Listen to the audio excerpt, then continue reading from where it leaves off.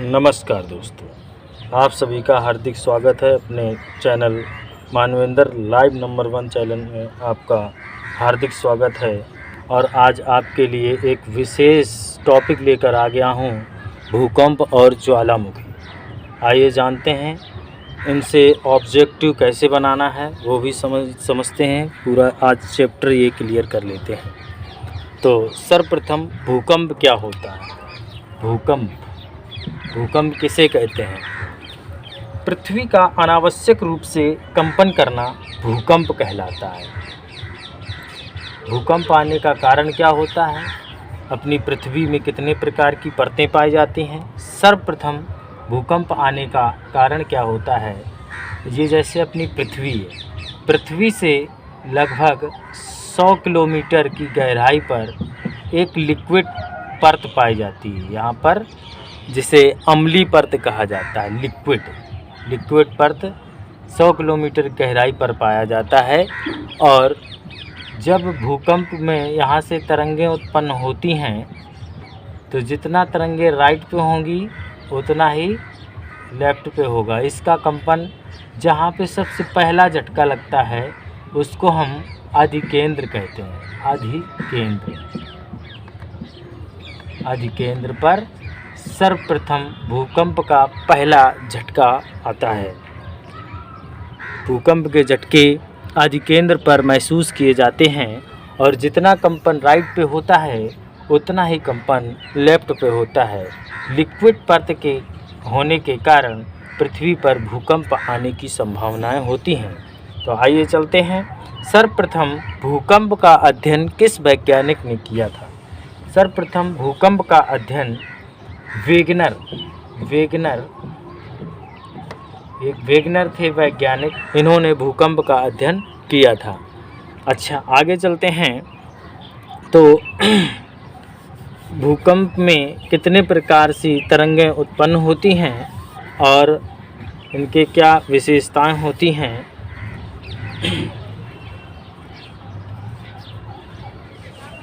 भूकंप में जिन स्थानों में इस प्रकार से परतें होती हैं, अपनी पृथ्वी में 3 प्रकार की परतें पाई जाती हैं, ऊपर और नीचे कंपन होता है, तो वो उनको हम रूपांतरित परत बोलते हैं।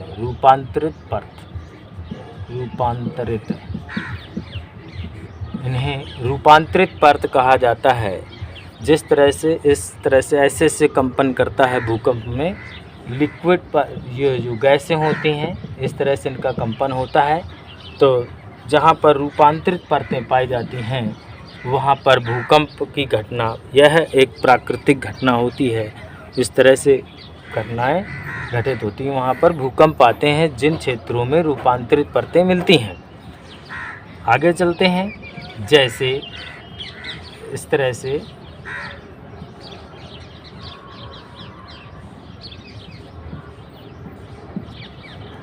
अपसारी परत,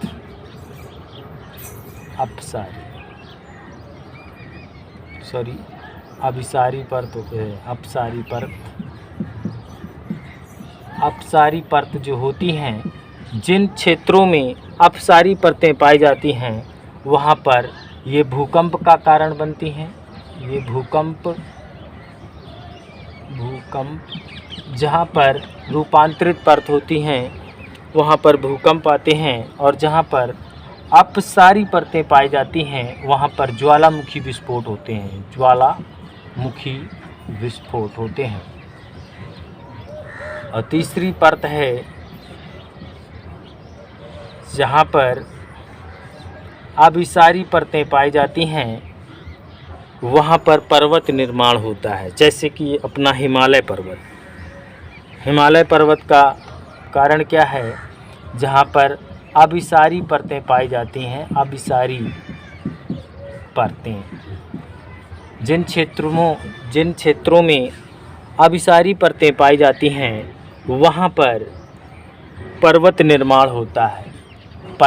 जैसे अपना हिमालय पर्वत, इस तरह से परतें अपने पाई जाती हैं। तो आइए आगे चलते हैं। भूकंप से जुड़े हुए कुछ और ऑब्जेक्टिव प्रश्न बनाने की कोशिश करिए। जो कि एग्ज़ाम में अक्सर पूछे जाते हैं इस चैप्टर से। तो सबसे पहले जानते हैं भूकंप का अध्ययन किस विज्ञान के अंतर्गत किया जाता है।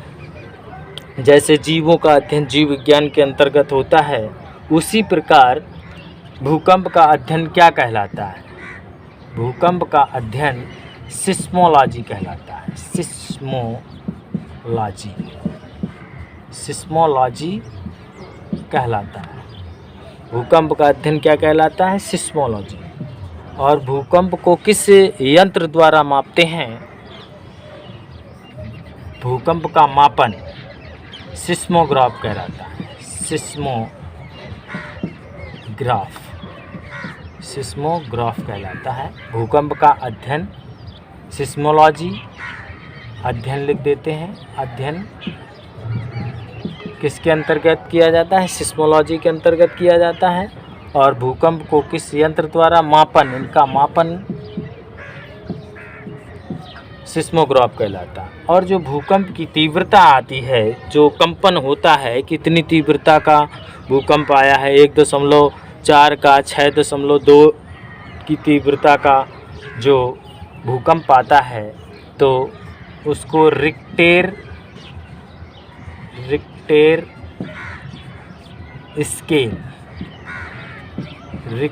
स्केल से मापते हैं भूकंप की तीव्रता को। रिक्टर स्केल से मापते हैं। तो आगे चलते हैं। रिक्टर स्केल में कितने प्रकार की तरंगें उत्पन्न होती हैं, तीव्रताएं आती हैं? सबसे पहले सर्वप्रथम प्राइमरी वेव्स यानी प्राथमिक तरंग जब आती है, बहुत तेज़ झटका आता है, वह लगभग 8 किलोमीटर प्रति सेकेंड की रफ्तार से पहला झटका, और हम उसको महसूस कर लेते हैं। इसको प्राइमरी वेव्स या प्राथमिक तरंग कहते हैं। दूसरी जब तीव्रता आती है, दूसरी तरंग आती है, तो उसको सेकेंडरी वेव्स कहा जाता है। और यह 4 किलोमीटर प्रति सेकेंड की रफ्तार से आता है, और इसमें सभी लोग जान जाते हैं कि वास्तव में भूकंप आ रहा है। और जो लास्ट वाली तरंग होती है, वह 1.3 किलोमीटर प्रति सेकेंड से 3 किलोमीटर प्रति सेकेंड की रफ्तार से यह तरंगाएँ आती हैं, और इनको लव वेव्स के नाम से जाना जाता है। लव वेव्स यानी लव तरंगें। और इनको यही तरंगें विनाशकारी तरंगों के नाम से, इन्हीं तरंगों को विनाशकारी तरंगें भी कहा जाता है। ये विनाश कर देती हैं, विनाशकारी तरंगें और कई प्रकार की होती हैं। जैसे इंटरमीडिएट तरंग होती है, उसमें पूरा मलबा का ढेर बन जाता है, इसमें खैर टूट जाते हैं, बहुत विनाश हो जाता है जब ये तरंगें आती हैं। ये तीनों तरंगें आप सभी समझ गए होंगे। Primary waves, secondary waves, love waves, 3 प्रकार की तरंगें पाई जाती हैं, जिनमें से लव वेव्स को विनाशकारी वेव्स कहा जाता है। विनाशकारी तरंगों के नाम से इनको जानते हैं। आगे चलते हैं। ये कुछ भूकंप से जुड़े हुए क्वेश्चन हैं, इनका अध्ययन वेगनर ने किया था। आइए आगे जानते हैं। ज्वालामुखी क्या होता है? ज्वालामुखी की परिभाषा क्या होती है? अपने पृथ्वी की सतह पर दरारों से जो लावा निकलता है, उसको हम ज्वालामुखी कहते हैं, या ज्वालामुखी कहलाता है। तो आइए चलते हैं, ज्वालामुखी किस तरह से इसका निर्माण होता है और इनका अध्ययन क्या कहलाता है। सर्वप्रथम ज्वालामुखी का अध्ययन सन 1800 ईस्वी में फ्रेडरिक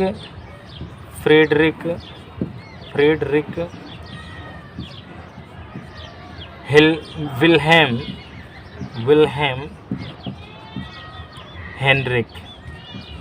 हेनरिक ने किया था। सर्वप्रथम फ्रेडरिक विल्हेम हेनरिक ने 1800 ईस्वी में ज्वालामुखी का अध्ययन किया था। फिर इसके बाद 1808 ईस्वी में ज्वालामुखी का अध्ययन अलेक्जेंडर वान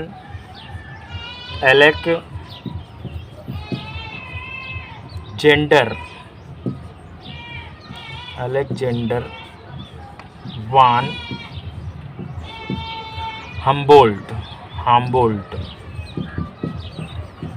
अलेक्जेंडर वान हम्बोल्ट ने इनका अध्ययन किया था 1808 ईस्वी में, जहाँ पर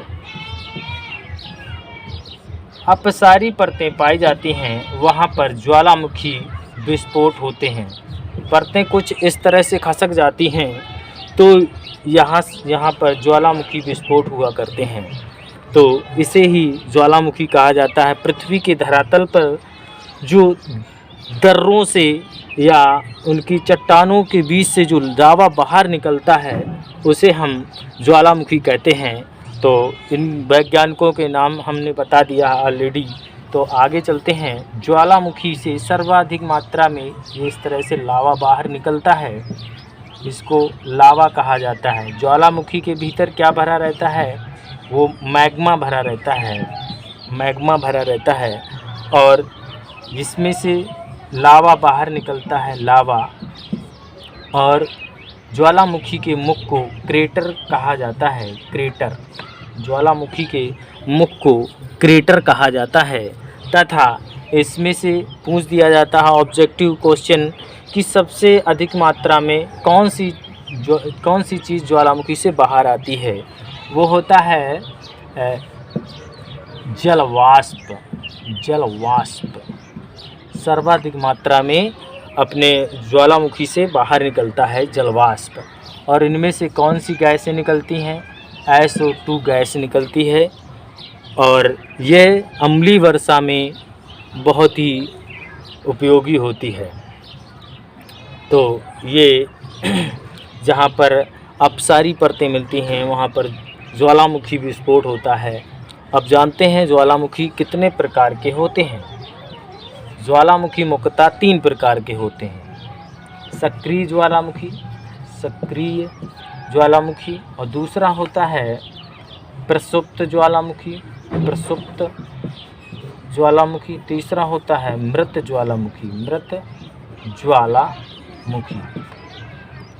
ज्वालामुखी। सक्रिय ज्वालामुखी यानी कि क्रिया लगातार चल रही है, इनमें से जलवाष्प बाहर निकल रहा है, ये सब क्रिया लगातार चल रही है तो वो सक्रिय यानी क्रिया चल रही है। दूसरा प्रसुप्त ज्वालामुखी क्या होते हैं? यानी कि क्रिया चल रही है और आगे भी चलती रहेगी। प्रसुप्त ज्वालामुखी पता नहीं कब मतलब विस्फोट होने लगे, कब ज्वालामुखी विस्फोट होगा, है ना। तो ये प्रसुप्त ज्वालामुखी है, पता नहीं आगे कब ज्वालामुखी विस्फोट होगा, तो ये प्रसुप्त ज्वालामुखी होता है। मृत ज्वालामुखी यानी कि ये क्रिया समाप्त हो चुकी है, अब दोबारा नहीं होगी। ये प्रसुप्त ज्वालामुखी, लावा बाहर नहीं निकलेगा, यानी कि लावा जो होता है वो ठंडा पड़ जाता है, जिसके कारण अब ज्वालामुखी विस्फोट नहीं होगा, जिसे हम मृत ज्वालामुखी कहते हैं। तो आगे चलते हैं। ज्वालामुखी से कुछ जुड़े हुए विशेष जो पार्ट होते हैं, प्रश्न उठते हैं, तो उनमें से सबसे पहले कहा जाता है कि ज्वालामुखी के अंतर्गत क्या भरा रहता है? मैग्मा भरा रहता है। ज्वालामुखी से बाहर क्या निकलता है? लावा बाहर निकलता है। ज्वालामुखी के मुख को क्या कहा जाता है? क्रेटर कहा जाता है। और सबसे अधिक मात्रा में कौन सा पदार्थ बाहर निकलता है? वो होता है जलवाष्प। ज्वालामुखी आने का कारण क्या होता है? जैसे जहाँ पर अपसारी इस तरह से परतें मिलती हैं, ऐसी परतें, वहाँ पर ज्वालामुखी विस्फोट होते हैं। ये परतें कुछ चट्टानें जो इस तरह से खसक जाती हैं, दूर हटा देती हैं, वहाँ पर ज्वालामुखी विस्फोट होता है। तो इससे जुड़े हुए और प्रश्न समझते हैं क्या होंगे, अपना नोट करते रहिएगा क्योंकि मैं बैठ रहा हूँ। आगे हम चलते हैं। सबसे सक्रिय विश्व का उस क्षेत्रफल का नाम समझते हैं जहाँ पर ज़्यादातर ज्वालामुखी विस्फोट आता है। जैसे ये प्रशांत महासागर है,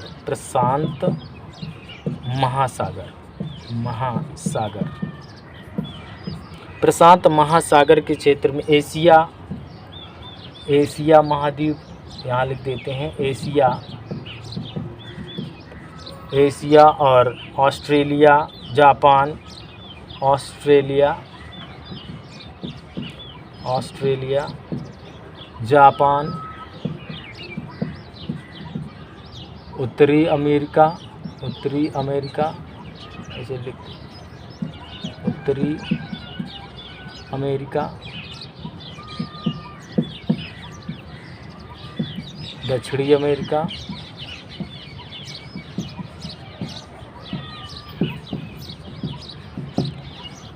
प्रशांत महासागर के जो तटीय क्षेत्र में जो स्थान पाए जाते हैं वहाँ पर सबसे अधिक मात्रा में ज्वालामुखी विस्फोट हुआ करते हैं। आप लोगों ने क्वेश्चन समझा, जापान में सर्वाधिक मात्रा में भूकंप आते हैं, प्रशांत महासागर के तटीय क्षेत्रों में सबसे अधिक मात्रा में ज्वालामुखी विस्फोट होते हैं। आइए आगे चलते हैं कि विश्व का सबसे सक्रिय ज्वालामुखी कौन सा है। सक्रिय ज्वालामुखी विश्व का सबसे सक्रिय ज्वालामुखी भूमध्य सागरीय प्रदेश में पाया जाता है और इसे लाइट स्तंभ के नाम से भी जानते हैं। स्ट्राम्बोली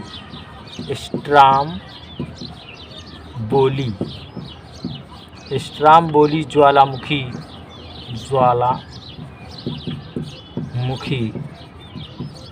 स्ट्राम्बोली ज्वालामुखी जो कि भूमध्य सागरीय प्रदेश में पाया जाता है और इसे लाइट स्तंभ के नाम से भी जानते हैं, जो कि ये जब अंधेरा हो जाता है, रात हो जाती है, तो उस आसपास के क्षेत्र में रोशनी फैला देता है, प्रकाश लाइट फैला देता है, इसलिए इसे लाइट स्तंभ के नाम से भी जानते हैं। आगे चलते हैं, इससे जुड़े हुए अपने भारत में मात्र एक सक्रिय ज्वालामुखी है जो कि अंडमान यहाँ लिख देते हैं। भारत में कौन सा है?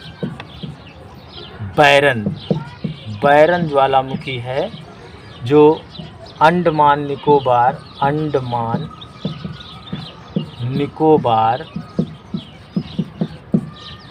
निकोबार द्वीप समूह में स्थित है। मात्र एक सक्रिय ज्वालामुखी द्वीप समूह में स्थित है। अंडमान निकोबार द्वीप समूह में मात्र एक विश्व का सबसे सक्रिय ज्वालामुखी स्ट्राम्बोली जो कि भूमध्य सागरीय प्रदेश में पाया जाता है। तो आज के लिए इतना ही काफ़ी है और उम्मीद करता हूँ ये टॉपिक आप लोगों को बहुत अच्छे से समझ में आ गया होगा। तो आज की वीडियो के लिए धन्यवाद, थैंक यू। चैनल को सब्सक्राइब करें और शेयर करें। नमस्कार।